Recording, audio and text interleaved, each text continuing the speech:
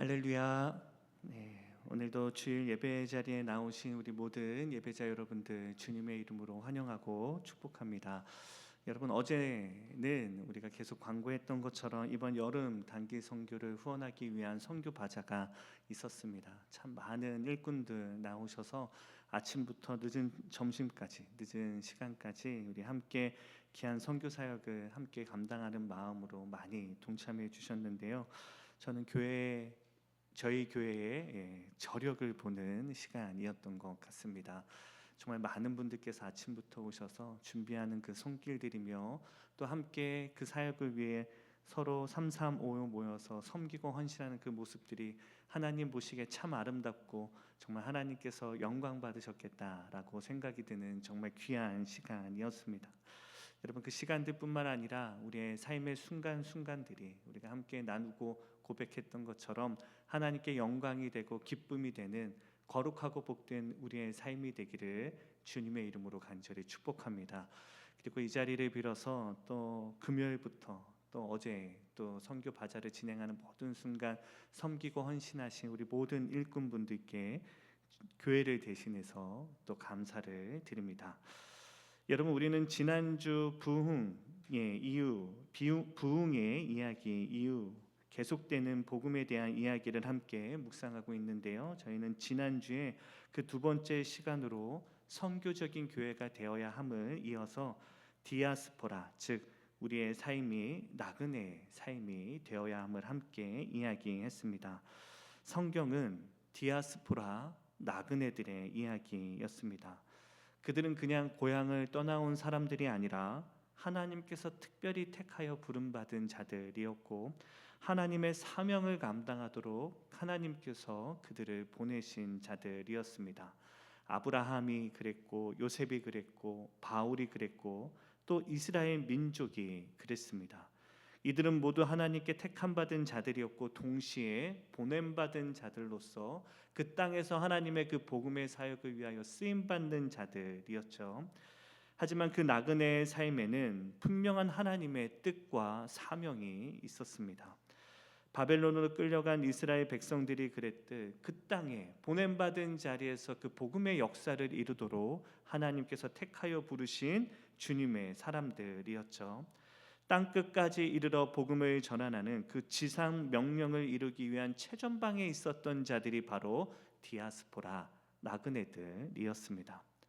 여러분, 오늘은 그 두 번째 디아스포라에 대한 두 번째 시간으로 우리에게 바로 그 사명이 있음을 다시 한번 깨닫고 하나님이 지금 그 구원의 역사를 우리를 통해 어떻게 이루어가고 계시는지를 함께 나누며 묵상하려고 합니다.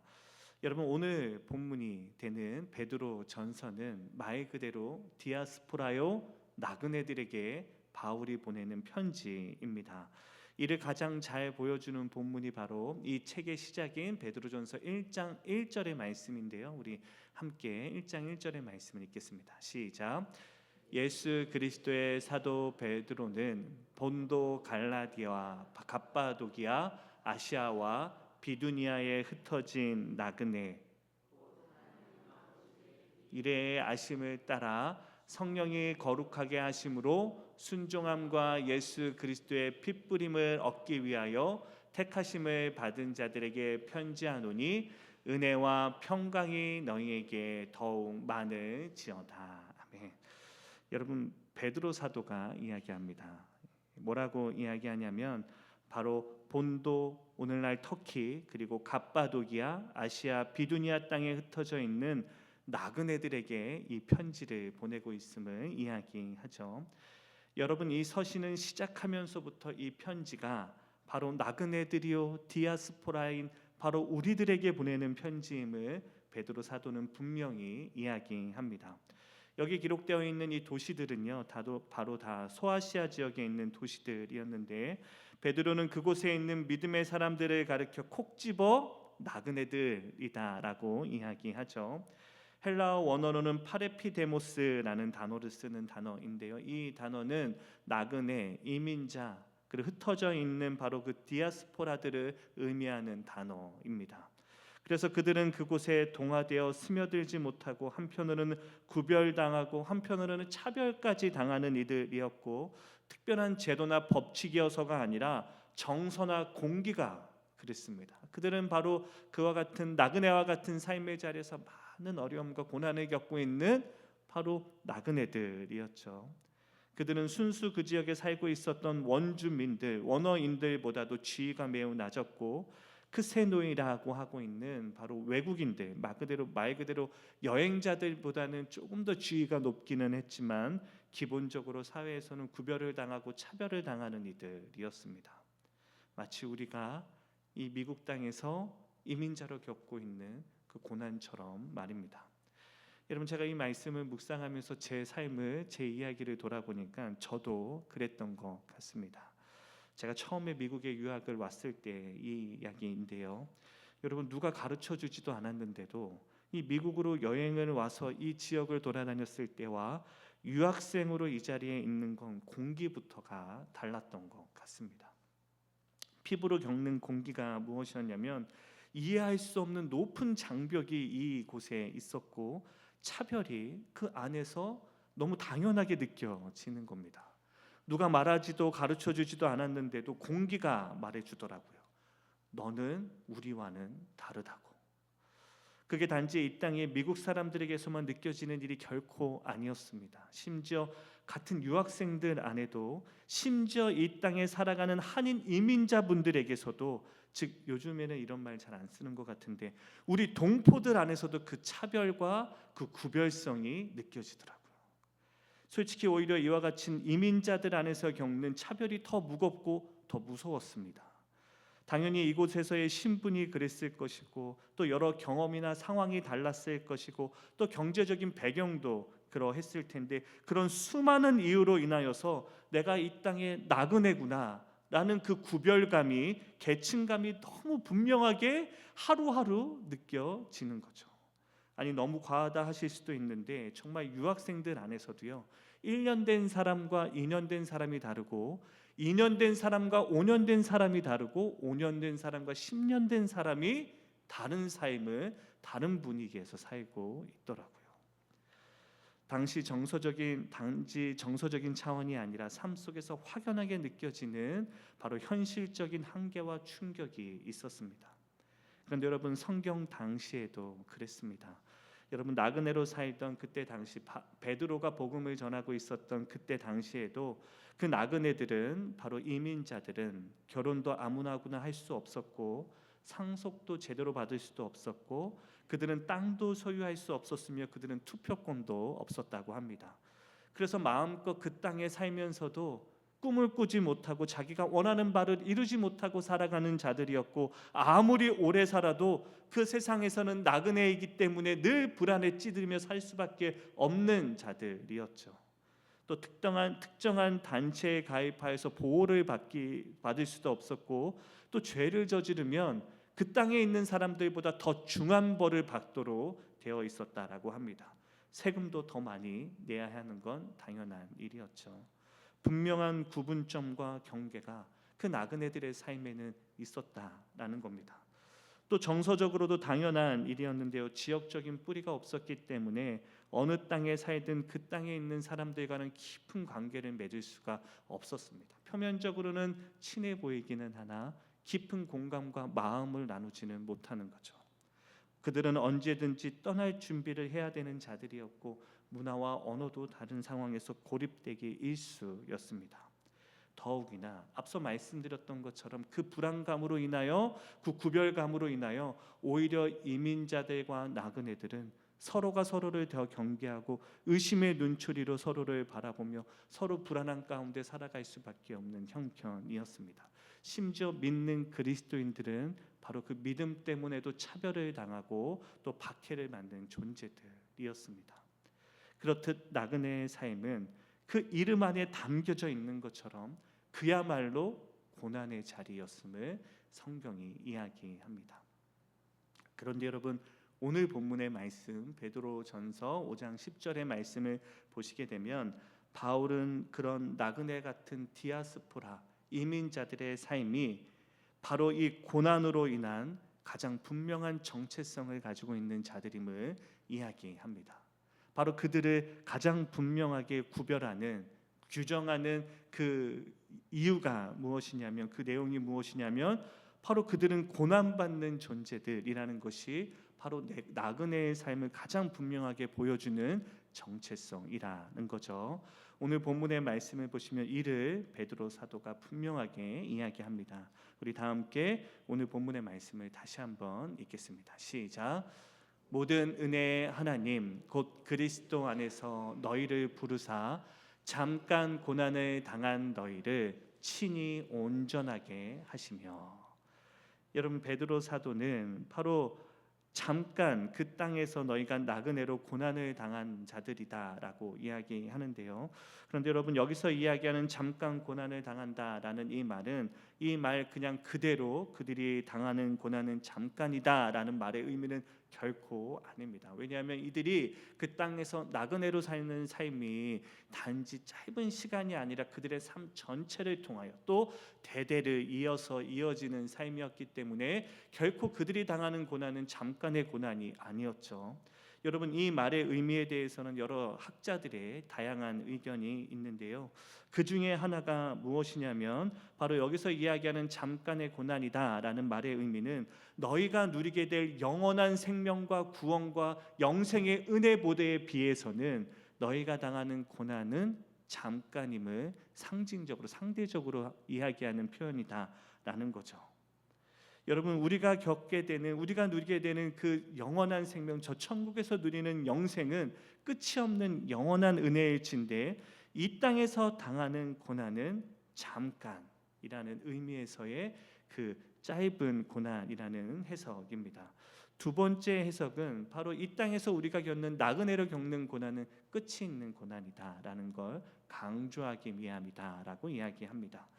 역시나 영혼과 비교했을 때에는 끝이 있는 고난이기 때문에 잠깐이라는 거죠. 더 확실한 해석이 있는데요. 저는 이 해석이 가장 타당한 해석처럼 느껴집니다. 바로 이 표현은 이 고난에는 분명한 목적이 있음을 강조하기 위하여 표현된 내용이다라는 이야기인데요. 여러분, 이 잠깐 당하는 고난은 바로 이 이후에 있을 큰 목적과 은혜에 비해서는 아주 사소한 것임을 강조하기 위하여 잠깐이라는 표현을 썼다라는 건데, 이게 그럴듯한 해석입니다. 여러분, 오늘 본문에 기록되어 있는 뒷구절의 말씀을 보게 되면 이 베드로 사도가 고난 이후에 우리에게 주어질 큰 은혜와 또 하나님께서 우리에게 주신 목적이 있음을 이야기하는데요. 이 고난은 너희를 친히 온전하게 하시며 굳건하게 하며 또 너희를 강하게 하며 너희의 털을 견고하게 하는 능력이 됨을 우리에게 분명히 이야기합니다. 그러니까 나그네로서 우리가 이 땅에서 겪는 많은 고난과 아픔과 큰 짐들이 결국 우리를 더 강하게 만들고 더 온전하게 하며 우리의 털을 견고하게 세우는 능력이 됨을 우리에게 말씀하고 있는 거죠. 그게 나그네 흩어진 믿음의 사람들이 이 디아스포라로서 이 땅에서 살며 겪는 고난이 우리에게 주는 유익이고 은혜이고 하나님이 우리에게 고난을 주신 목적임을 분명히 이야기하고 있는 겁니다. 여러분, 이게 예컨대 우리에게 이런 일들이 있지 않습니까? 여러분, 언어가 그렇습니다. 여러분, 처음 우리가 이 미국 땅에 와서 가장 먼저 겪는 큰 고난이 바로 이 언어 아닙니까? 여러분, 저도 처음 미국에 유학을 올 때 제가 영어가 얼마나 부족한지를 알았기 때문에 이 언어가 큰 고민이고 또 걱정이었습니다. 그러나 시간이 지나면 이 미국에서의 삶이 하루하루 또 1년, 2년 길어지다 보면 이 언어가 언젠가는 자연스럽게 해결되겠지라는 생각으로 기대를 가지고 또 미국으로 왔습니다. 힘들어도 시간이 해결해 주리라라는 마음이었지만 그러나 여러분, 현실은 그렇지가 않았습니다. 제가 처음 유학을 왔던 보스턴에서는 그래도 이 유학생들과 있다 보니까 어쩔 수 없이 영어를 써야 되는 이 환경들이 있었는데 제가 사역을 시작하면서 이 뉴저지에 와 보니까 영어가 안 들리더라고요.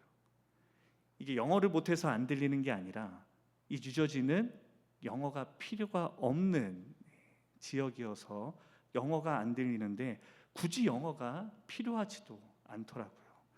그래서 여러분 10년이 지난 지금도 영어는 여전히 저에게는 큰 장벽입니다. 그런데 여러분, 저는 우리 아이들은 안 그럴 줄 알았습니다. 우리 아이들은 이미 미국에서 태어난 아이들이고 이 땅에서 지내는 아이들이기 때문에 영어의 장벽은 없겠거니라고 생각을 했는데 여러분, 그렇지가 않았습니다. 여러분, 가끔 우리 아이들 학교의 발표회나 초청 모임에 가보면 이 아이들이 유독 도드라져 보이는데 그 이유가 마음을 애리게 하는데 어쩔 수 없는 동양인 한 명 그 자리에 있는 그 일로, 당연히 집에서는 한국말만 듣고 배웠던 우리 아이들이기 때문에 말도 느리고 또 그 아이들과 교제하는 것도 어렵고 어쩔 수 없이 아이들과 선생님들 속에서 구별되고 도드라질 수밖에 없는 그 모습들이 우리 아이들에게도 있더라고요. 물론 시간이 지나면 그 간격이 점점 줄어들겠지만 이 아이들에게서도 바로 그 이민자로서 겪는 언어의 장벽이 너무 여실히 느껴지는데 마음이 애리고 또 한편으로는 가슴이 아프기도 했습니다. 그런데 여러분, 이런 언어의 장벽과 어려움과 고난이 오히려 이 이민자들에게, 우리에게, 우리 자녀들에게 큰 자산이 된다라는 것 아십니까? 여러분, 이 땅에 살아가는 백인들도 단 하나의 언어를 씁니다. 거의 대부분이 다 그렇죠. 그러나 디아스포라들은 기본적으로 2중, 3중 언어를 합니다. 여러분, 우리 자녀들의 시작은 기본적으로 2중, 3중 언어이죠. 가정에서는 한국말을 하고 학교에서는 영어를 하고 그들이 또 배우는 언어는 스페니쉬를 배우면서 생활하지 않습니까? 그런데 여러분, 그들이 배우는 건 단지 언어들뿐만이 아닙니다. 그 안에 들어있는 문화도 배우고 그들과의 관계성도 더 넓어지고 그 문화를 이해하는 폭이 넓어지며 당연히 그들이 바라보는 세상도 넓어지는 거죠. 우리 자녀들이 이 땅의 나그네로 살면서 언어의 큰 장벽을 느끼지만 오히려 그 고난으로 인하여서 그들은 더욱더 많은 것들을 이해하고 품을 수 있는 마음의 여유를 누리게 되고 그 삶의 다양성이 더욱더 넓어지며 가능성도 더 깊어지고 기회는 더 많이 그들에게 주어질 수 있게 되는 겁니다. 그리고 여러분, 또 다른 이민자들, 나그네들이 겪는 건 당연히 외로움이죠. 여러분, 우리가 이 땅에 나그네로 살며 외로울 수밖에 없습니다. 가족을 떠나 또 고향 땅을 떠나 이 땅에서 주변인으로 삶은 삶에는 늘 하루하루가 외로움이 짙게 묻어져 있습니다. 한 소설가가 이런 이야기를 했었는데요. 이 이민자들에 대해서 이야기하는 내용이었는데 너무 공감이 되었습니다. 제가 그 부분의 일부만 읽어드리겠습니다. 우리 이민자들, 나그네들은 이 땅에서 주변인으로 소외되는 것뿐만 아니라 자기 자신으로부터도 소외를 경험한다. 여러분, 이게 공감이 되실지 모르겠지만 여러분, 우리는 이 이민자로서 이 세상에서도 소외를 당하지만 나 자신에게서도 소외를 당하는 자들이 이민자들이라는 거죠. 왜냐하면 이 땅에서 살아가면서 너무 많은 한계를 느끼고 좌절을 느끼고 너무 큰 장벽을 느끼다 보니까 나에게 스스로조차도 소외를 경험하게 되고 나를 사랑하거나 위로하거나 보듬어 주지 못하고 나 자신도 소외를 하는 자들이 이 땅에서 이민자로 살아가는 우리들의 모습임을 이야기하는 말이었습니다. 저는 이 말이 너무 공감이 되더라고요.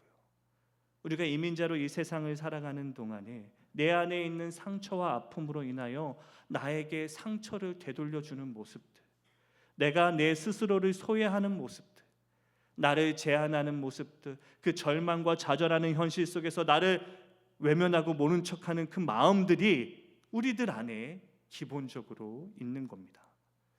그런데 여러분, 이 외로움도요, 단지 상실감이나 상처에 그치지 않고 여러분, 오히려 예수 그리스도의 복음으로 이 세상을 섬기며 주변인들을 돌아보는데 큰 능력이 되고 자산이 된다라는 것 아십니까?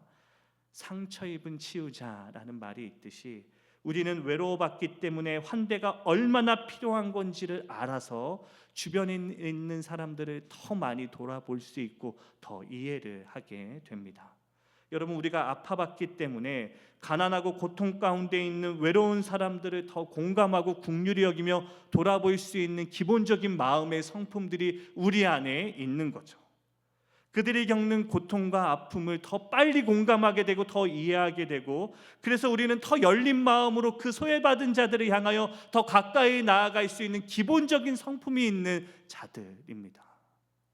그래서 여러분, 우리가 그 마음을 가지고 그 이해하고 긍휼히 여기는 마음으로 세상을 향해 나아가 복음을 전하며 그들을 끌어안고 긍휼히 여길 수 있는 그 귀한 사명을 감당하는 능력이 어쩌면 우리 이민자들에게 더 많이 있는 하나님의 은혜의 축복이고 능력이 될 수 있다라는 거죠.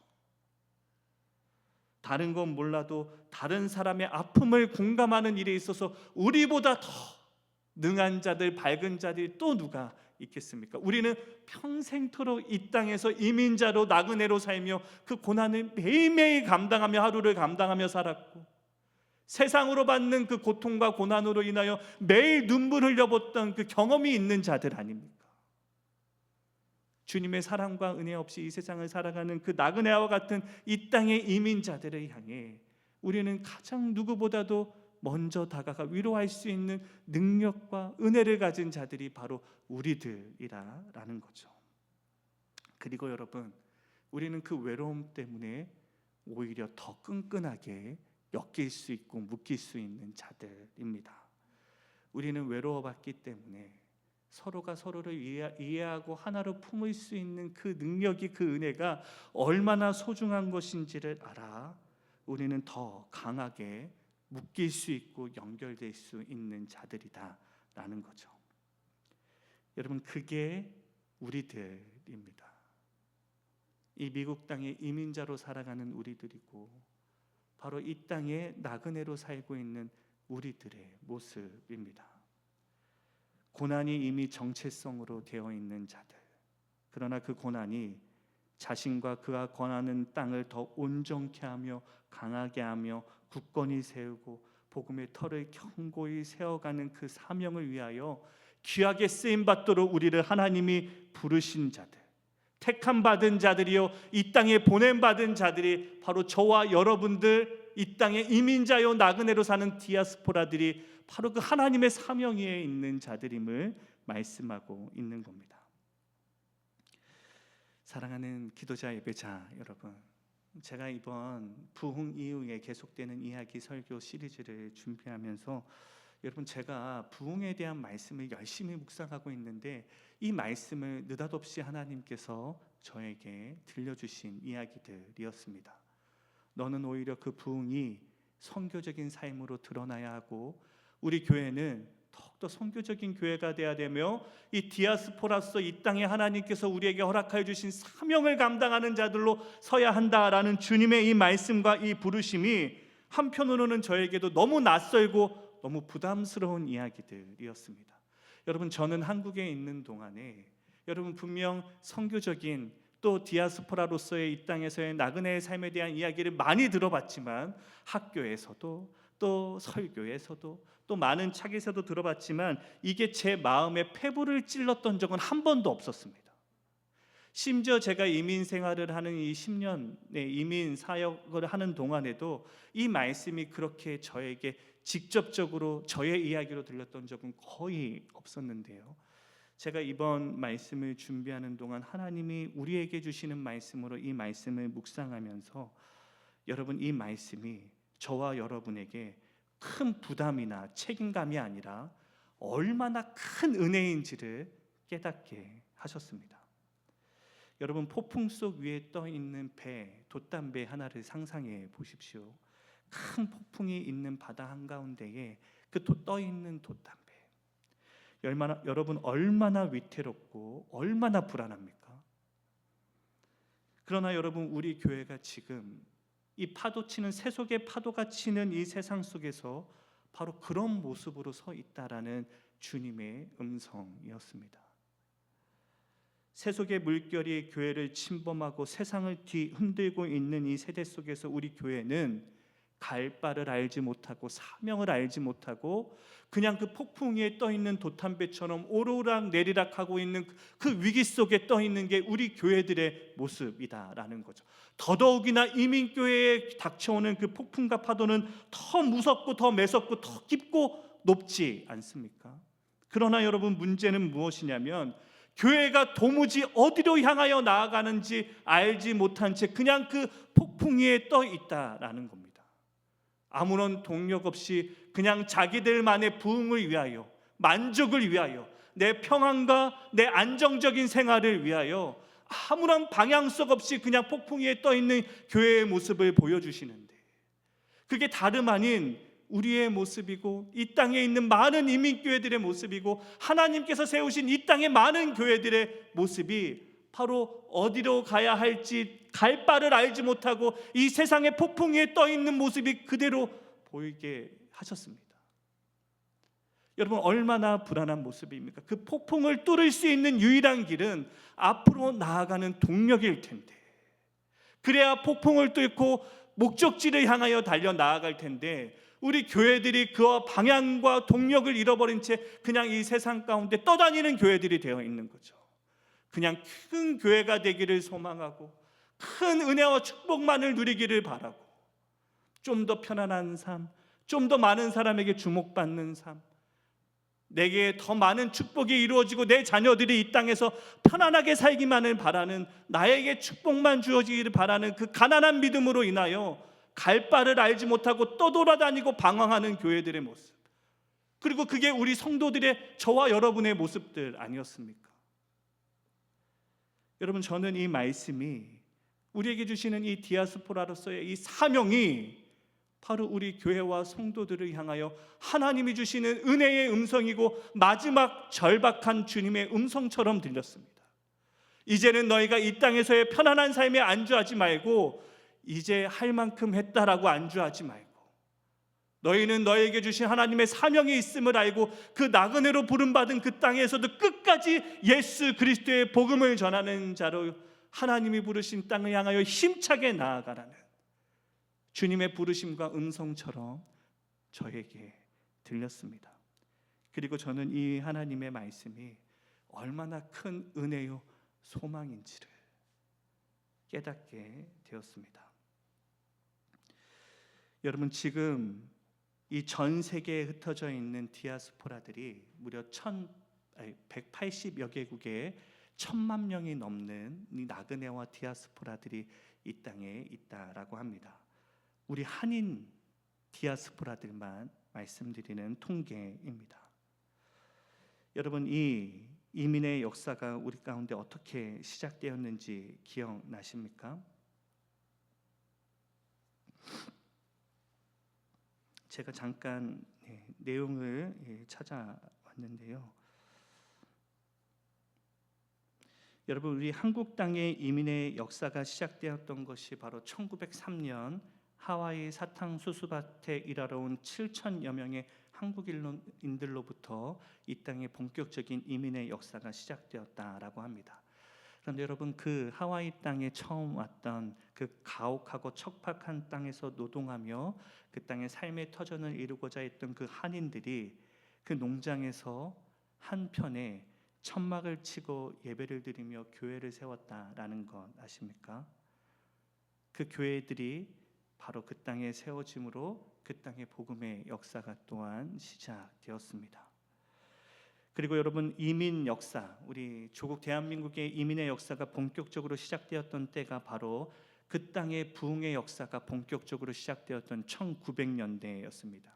1907년 평양 대부흥 운동이 일어난 이후에 전국적으로 새벽 예배가 많이 세워지고 말씀 부흥 운동이 시작되었을 때에 하필이면 그때 동시에 일제가 시작됩니다. 1910년 한일 합방이 이루어지게 되는데요.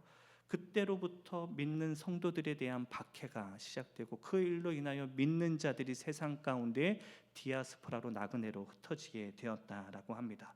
수많은 신자들과 선교사님들이 그 땅에서 추방되어서 수많은 사람들이 타향으로 생활을 하게 되죠. 그리고 1917년과 26년까지 18만 명의 사람들이 소련으로 또한 이주를 하게 되었다라고 합니다. 그리고 1945년 2차 세계대전이 있으면서 우리 민족 안에도 큰 민족 대이동이 있었는데 800만 명의 한국인들이 일본과 아시아로 흩어지게 됩니다. 그리고 1950년 6.25 전쟁 때 많은 사람들이 한국을 벗어나 또 땅살이를 시작하게 되고 그때 본격적으로 이 미국 이민이 시작되었다라고 합니다. 그리고 우리가 잘 알고 있는 것처럼 60년대와 70년대에는 독일로 가서 간호사들로 또 광부로 일하는 많은 이민자들이 있지 않았습니까? 그리고 지금 이 세대에도 마찬가지입니다. 세상이 점점 더 가까워지고 있는 이 세대에는 농업 이민도 많아지고 원양 이민도 많아지고 해외 투자도 많아지고 젊은이들의 이주도 많아집니다. 다른 지역으로 가서 생활하는 많은 일꾼들도 많아지고, 또한 여러분 요즘 학생들은 취업을 위해서 기본적으로 필요한 게 어학연수라고 할 정도로 유학도 참 많은 세대가 되었습니다. 그리고 요즘은 이민을 또 유학을 미국뿐만 아니라 유럽뿐만 아니라 동남아로도 이민을 많이 간다라고 하죠. 그렇게 앞서 말씀드린 대로 우리 조국 대한민국으로부터 시작된 이민 문화가 그렇게 100년이 넘게 되었고 180여 국에 1000여 명이 되는 이민자들이 있는 겁니다. 그런데 여러분 잘 생각해 보십시오. 그 한인들을 통하여, 한인 나그네와 이민자들을 통해 하나님이 이루시는 역사가 있습니다. 여러분 지금 이 세대는 한국 사람을 모르는 사람들이 없습니다. 그리고 한국 사람을 무시하기도 쉽지가 않죠. 세상이 인정하는 많은 회사들도 한국에서 세계로 뻗어나가고 있고요. 좋은 브랜드들도 있고, 또 일본과 중국을 통한 전 세계를 향한 한류 문화가 시작되었습니다. 지금 전 세계에는 한국 문화에 빠져 있다라고 할 정도로 BTS라고 하는 가수를 모르는 외국인들이 없고, 아이들은 K-팝 데몬 헌터스를 모르는 아이들이 없고, 기생충이나 미나리라는 영화를 많은 이들이 보고, 또 오징어 게임을 보고, 또 이제는 전 세계 사람들이 한국의 문화를 따라하고 좋아하는 세대들이 되었죠. 여러분 이런 일들이 우연이겠습니까? 하나님께서 지난 100년을 통하여 전 세계의 한인 이민자들을 세우셨고, 또 그들을 통하여 하나님의 역사를 이루고자 하는 그 하나님의 뜻이 그 자리에 숨겨져 있는 것 아니겠습니까? 여러분 이런 말이 있지 않습니까? 유대인들은 가는 곳마다 회당을 짓고, 중국인들은 가는 곳마다 식당을 만들고, 한국인들은 가는 곳마다 교회를 세웠다라는 비아냥의 이야기가 있었지만, 여러분 어찌 이 모든 일들이 다 우연이겠습니까?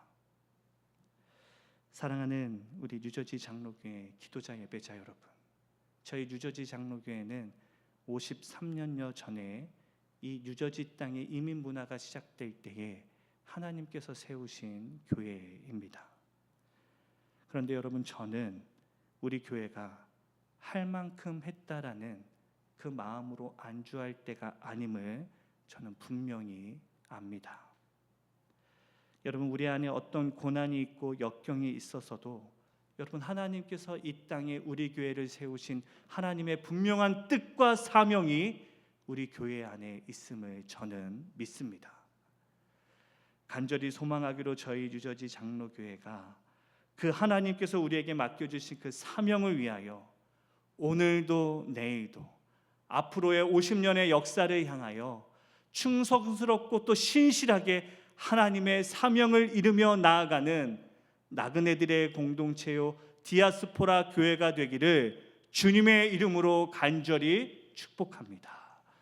그리고 사랑하는 저와 여러분의 삶이 그렇게 하나님께서 우리를 이 땅에 택하여 부르신 주님의 자녀들의 삶임을 알고 하루하루 주어진 그 삶의 자리에서 하나님의 그 사명을 감당하기 위하여 끝까지 충성스럽게 주님과 함께 동행하며 그 사명을 이루기 위하여 주님과 함께 동행하며 걸어 나아가는 거룩하고 복된 삶이 되기를 주님의 이름으로 간절히 축복합니다. 나는 이만큼 했으면 되었다라고, 할 만큼 했다라고 안주하며 주저앉아 있지 말고, 분명 지금 이 순간에도 내가 감당할 수 있는 하나님의 사명이 있고, 여러분 우리에게 맡겨주신 다음 세대와 그 다음 세대와 다음 세대들까지도 우리가 책임져야 하는 사명이 있지 않습니까? 여러분 우리 교회는 그 어떤 다른 교회에서는 경험해 보지 못할 3세대들이 함께 모여 예배를 드리는 정말 귀하고 복된 교회입니다. 여러분, 지금 이 순간 조금 있으면 여러분의 손주뻘 되는 어린아이들이 이 교회에 와서 예배를 드리고 있는데, 여러분, 우리가 어찌 이만큼 할만하면 됐다라고 안주하며 그 자리에 계실 수가 있으십니까? 하나님의 구원의 역사는 지금도 계속되고 있고 앞으로도 100년이고 1000년이고 계속되어야 하는 하나님의 구원의 역사인데, 여러분, 우리 교회에 하나님이 맡겨주신 그 귀한 사명이 있음을 알고 끝까지 우리에게 주신 그 교회로서의 사명, 복음을 통하여 이 땅을 변화시키는 그 거룩하고 복된 사명을 위하여 끝까지 귀하게 쓰임받는 우리 뉴저지 장로교회와 우리 성도님들이 되시기를 주님의 이름으로 간절히 축복합니다.